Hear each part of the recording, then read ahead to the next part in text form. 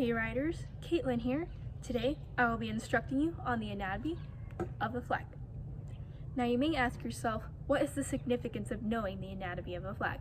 Well, throughout the season, your instructor may be teaching you new technique, and it's your job to know what they are talking about when they direct your attention to a certain area of the flag. Now, let's get started. First, we'll discuss the crutch tips. Now, the crutch tips are the bulky areas at either end of the flag. These bulky areas protect your flag from turmoil that may occur when you drop your flag during a performance.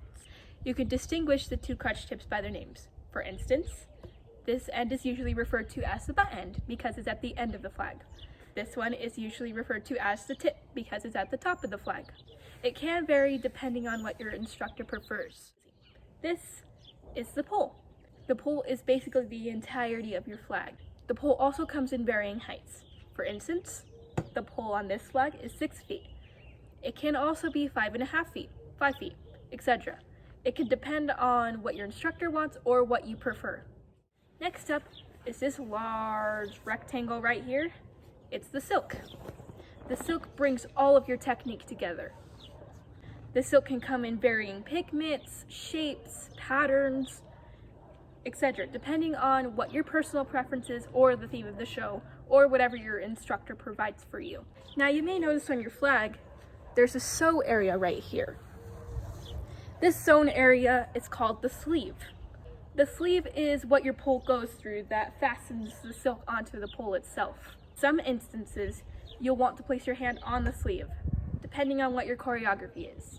And last but certainly not least, it's the tape. This area right here. While there is tape basically everywhere on your flag, this area is named the tape. For instance, you'll notice that the tip has some tape on it, but that doesn't mean it's going to be called the tape. Your instructor may say, put your hand on the tape of the tip, but that's about as close as it should get. This is the only part on your flag that is typically referred to as the tape. The tape usually used for color guard equipment is electric tape. You can usually pick up that tape at your local hardware store. If you do find yourself struggling to remember all of these parts, one thing I do suggest is making a simple diagram of a flag and labeling the respected areas. You can do this on a small note card, you can do this on a whiteboard, whatever you think will help you remember. Well, that about covers everything.